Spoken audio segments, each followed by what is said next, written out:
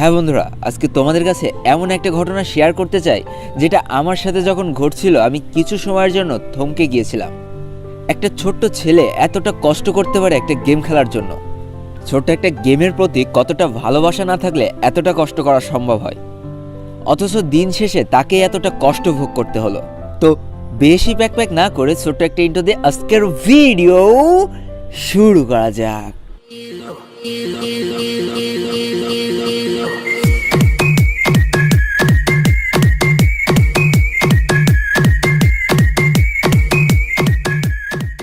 তো বন্ধুরা, গতকাল বিকেলে আমি ঘুরতে বের হয়েছিলাম।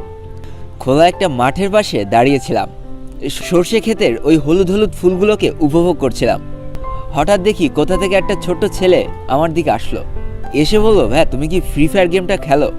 আমি একটু ধারণা করতে পেরেছিলাম হয়তো কোনোভাবে আমাকে চিনতে পেরেছে, তাই আমি একটু মজা করে বললাম, না তো ভাই, আমি তো ফ্রি ফায়ার গেমটা খেলি না, আর এই গেমটা আমি চিনিও না। তখন দেখি ওই ছোট ছেলেটার চোখ মুখ ছলছল করছে। তারপর সে আমাকে বলল, ভাইয়া আমি কিন্তু আপনাকে চিনে ফেলেছি, আপনি আমাদের লোল ভাইয়া, আপনার প্রত্যেকটা ভিডিও আমি দেখি, আমার অনেক ভালো লাগে। জানো তো, এই কথাগুলো শুনে অনেক ভালো লাগলো। তারপর সে আমাকে বলল যে, ভাই আমি কি আপনার ফোনে একটা গেম খেলতে পারি? শুধুমাত্র একটাই গেম প্লে করব। তো আমি অবাক হলাম। আমি তাকে বললাম, তুমি আমার ভিডিও দেখো, তোমার হাতে একটা অ্যান্ড্রয়েড ফোন আছে, তাহলে তুমি আমার ফোন দিয়ে কেন খেলতে চাচ্ছ? তো বন্ধুরা, আমি যখন বাইরে ঘুরতে বের হই তখন আমি আমার গেমিং ফোনটা সাথে নিই না, ওটা আমার বাসায় থাকে। আমি জাস্ট একটা ছোট্ট বাটনওয়ালা ফোন বাইরে নিয়ে যাই। তখন আমি তাকে বললাম যে, তোমার তো হাতে একটা স্মার্টফোন আছে, তুমি আমার ভিডিও রেগুলার দেখো, তাহলে তুমি ওই ফোন থেকে না খেলে আমার ফোন থেকে কেন খেলতে চাচ্ছ? তখন দেখি বন্ধুরা, তার চোখ দিয়ে পানি বের হচ্ছে। হঠাৎ করে মনে করলাম আমি হয়তো অজান্তে তাকে কোনো কষ্ট দিয়ে ফেলেছি। তাড়াতাড়ি তার কাছে যেয়ে বললাম, ভাই তুমি কাঁদতেছো কেন? আমার কি কোনো কথাই তোমার খারাপ লেগেছে? দেখো, তুমি আমার পকেটটা চেক করে দেখো, আমার কোনো ফোন কাছে নেই, থাকলে আমি অবশ্যই তোমাকে খেলতে দিতাম। তো তখন সে আমাকে বলল যে, ভাই আমি কিছু কথা বলতে চাই, তুমি কি আমার কথাগুলো শুনবা? আমি বললাম, কেন শুনবো না, তুমি সবটা বলো, আমি সবটাই শুনবো। তো তখন সে আমাকে বলল, জানো তো ভাইয়া, আমি ক্লাস 7-এ পড়তাম, আর আমার বাবা ইজি বাইক চালাতো। হেসে খেলে খুব ভালোই চলে যাচ্ছিল আমাদের জীবনটা। হঠাৎ করে করোনা ভাইরাস চলে আসলো, লকডাউন হয়ে গেল পুরো শহরটা। আমার বাবা না আর ইজি বাইক চালাইতে যেতে পারছিল না। জানো তো, অনেক খাওয়ার কষ্ট করেছি, 3 বেলা ঠিকমতো খেতে পারতাম না। টাকায় যদি ইনকাম করতে না পারে কেউ, তাহলে কোথা থেকে খাবো আমরা? এইভাবে যখন 7 দিন পার হয়ে গেল, আর সহ্য করতে পারছিলাম না। পাশে একটা ইটের ভাটা ছিল, যেখানে ইট তৈরি করা হতো। একদিন চলে গেলাম ওখানে, দেখলাম সকাল থেকে বিকাল পর্যন্ত কাজ করলে 200 করে টাকা দেবে। তো আমি ওইখানে ইট ভাঙা শুরু করলাম, অর্থাৎ বড় বড় ইটগুলো ভেঙে ভেঙে খোয়া তৈরি করতাম। আমি অনেক খুশি ছিলাম, কারণ ওই 200 টাকা দিয়ে আমাদের সবার খুব ভালোভাবে খাওয়া হয়ে যাচ্ছিল। তো আমি সারাদিন কাজ করে যখন বিকাল 5টার সময় বাসায় ফিরতাম, তখন দেখতাম সবাই মিলে বসে এই গেমটা খেলছে। তো আমি ওই গেমটা দেখতাম, বেশ ভালো লাগতো যে কিভাবে একে অন্যের সাথে কথা বলছে, কিভাবে বলছে আমাকে মারিস না, আমাকে হিল কর। বেশ ভালোই লাগতো গেমটা দেখতে। কিন্তু জানো তো, আমাকে না দেখতে দেওয়া হতো না। আমি পাশে গেলেই আমাকে গাল দিয়ে তাড়িয়ে দেওয়া হতো, যা তুই আগে একটা ফোন কেন, তারপরে খেলবি। অনেক চেয়েছি তাদের কাছে একটা ম্যাচ খেলতে দাও, কখনো দেয়নি। ওইখান থেকে গেমের প্রতি ভালোবাসাটা তৈরি হয়ে গেল। একটা সময় ভাবলাম যে আমি তো 200 করে টাকা ইনকাম করি দিনে, তাহলে আমি যদি এখান থেকে কিছু টাকা বাঁচাতে পারি, তাহলে তো আমি একটা ফোন কিনতে পারি। তাই ভাই কী করতাম জানো, আমি 150 টাকা বাসায় দিতাম বাবা মার খাওয়ার জন্য, আর 50 টাকা আমি নিজের জন্য রেখে দিতাম। সকালবেলা যখন কাজে আসতাম, তখন 1 কাপ চা আর 1 কাপ বিস্কুট খেয়ে কাজ করতে আসতাম। আর বাবা মাকে বলতাম যে আমি এই 50 টাকা দিয়ে বিকেলবেলা পেট ভরে ভাত খাই আম্মু। এই শুনে বাবা মা অনেক খুশি হতো। কিন্তু ভাইয়া, আসল সত্যটা কি জানো, আমি কোনো দিন দুপুরে খেতাম না। সকালবেলা ওই চা বিস্কুট খেয়ে দুপুরবেলা আর খেতাম না। আমি ওই 50 টাকা করে প্রতিদিন জমাতাম। আর কি হতো, কিছু মানুষের ইট ঠিট বয়ে দিলে ওই 10-5 টাকা করে বেশি পাওয়া যেত। তো ওই যে 10-5 টাকা করে যে টাকাটা আমি পেতাম, ওই টাকা দিয়ে আমি দুপুরে ভাত আর আলু ভর্তা কিনে খেতাম। এটাই খেতাম, আবার অনেক দুপুরবেলা না খেয়ে কাটিয়ে দিয়েছি।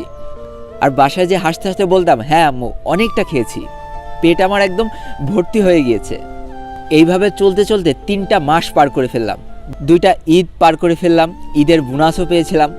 আর যখন সেই মাটির ব্যাংকটা ভেঙে 3000 টাকা এক জায়গায় করেছিলাম, অনেক ভালো লেগেছিল যে এবার আমি একটা ফোন কিনতে পারবো। তো বেশ কিছুদিন ঘোরাঘুরি করার পর 3000 টাকাতে একটা সেকেন্ড হ্যান্ড ফোন কিনে ফেললাম, যে ফোনটা র্যাম ছিল 1.5 জিবি। জানো তো ভাইয়া, ওই ফোনটা কেনার পর না আমার দিনটা ফিরে গিয়েছিল। 150 টাকা বাসায় দিতাম, এদিকে বাবা আবার ইজি বাইক চালানো শুরু করে দিল, আমাদের আর অভাব হচ্ছিল না। আর আমি ভাইয়া ওই 50 টাকায় যে কতটা পেট ভরে খেতাম, একদিন ডিম দিয়ে খেতাম, একদিন ভালো তরকারি দিয়ে খেতাম, একদম পেটটা ভরে যেত। আর সারাদিন কাজ করার পরে বিকেলবেলা যখন গেম খেলতে বসতাম না, এতটা ভালো লাগতো, সারাদিনের কষ্টের কথাগুলো একদম ভুলে যেতাম। অনেক ভালোবাসি আমি এই গেমটাকে। সবাই মিলে একসাথে বসতাম, গেম খেলতাম।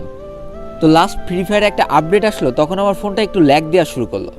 তাও ভাই বেশি কষ্ট হতো না, কারণ আমার তো প্রো প্লেয়ার হওয়ার স্বপ্ন ছিল না। আমি এই গেমটা ভালোবাসতাম, তাই গেমটা খেলতাম, খুব ভালোই চলছিল। কিন্তু শেষ যেদিন আপডেটের জন্য গেমটা বন্ধ হয়ে গেল, আমি সারাদিন কাজ করতে পারিনি। খুব ভয় লাগছিল যে আপডেট আসার পর আসলে গেমটা আমি আর খেলতে পারবো তো। কিন্তু যেদিন আপডেট আসে, আমি সন্ধেবেলা গেমে ঢুকে বেশ কয়েকটা গেমও খেলি, খুব ভালোভাবেই খেলতে পারছিলাম ভাইয়া।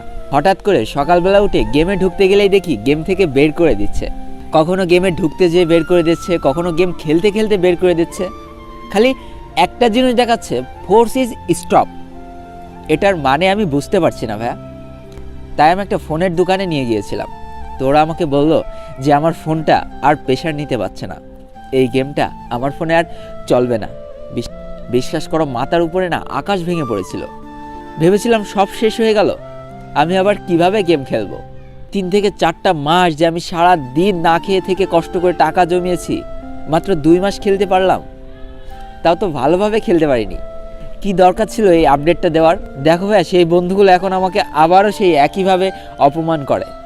তাদের কাছে একটা গেম খেলতে চাইলে তাড়িয়ে দেয়, গেম খেলা দেখতে গেলেও তাড়িয়ে দেয়। কেন ভাইয়া, আমি কি কোনো অপরাধ করে ফেলেছি গেমটাকে ভালোবেসে? তো বন্ধুরা, ওই সময় দাঁড়িয়ে এই কথাগুলো একটা ছেলের মুখ থেকে শুনে আমি কিছু সময়ের জন্য হতবাক হয়ে গিয়েছিলাম।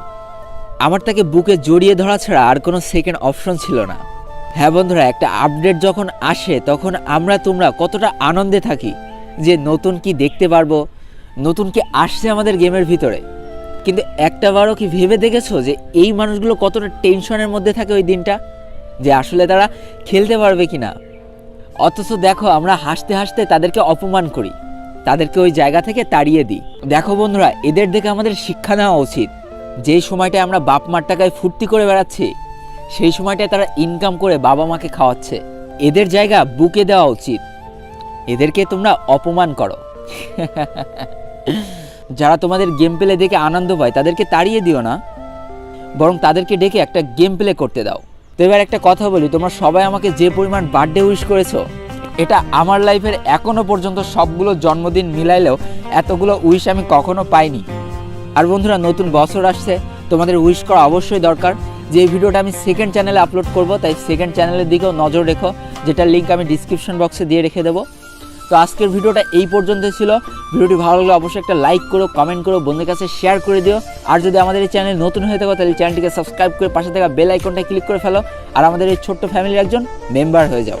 আজকে আমি বিদায় নিচ্ছি টুয়েলভ লোল গেমের পক্ষ থেকে। ততক্ষণ সবাই সুস্থ থেকো, ভালো থেকো, আর তোমাকে আঁকড়ে যে মানুষগুলো ভালো আছে তাদেরকেও অনেক ভালো রেখো। Tata, bye bye.